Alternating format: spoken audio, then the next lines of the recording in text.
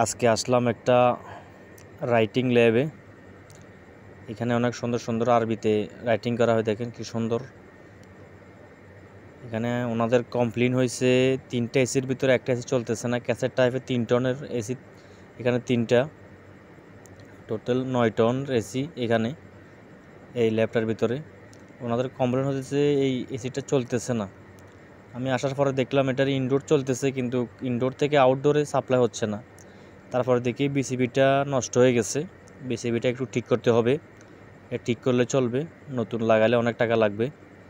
এগুলোর অনেক দাম, এগুলো 3 টনের ক্যাসেট টাইপ এসি, তো এই বিসিবিগুলোর অনেক দাম, প্রায় ওমানি 50 থেকে 45 রিয়াল পড়বে।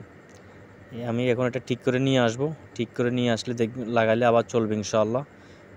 বেশি সমস্যা হয় নাই, অল্প একটু সমস্যা। আমি ঠিক করে লাগিয়েছি, এখন চলতেছে।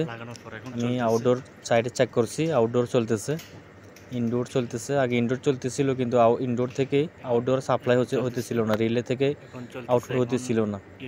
এখন ঠিক আছে, চলতেছে এবং কম্প্রেসার চালু হয়েছে, ঠান্ডা হইতেছে এখন। এই ল্যাবটা আমার কাছে অনেক সুন্দর লাগছে, কিন্তু অনেক সুন্দর।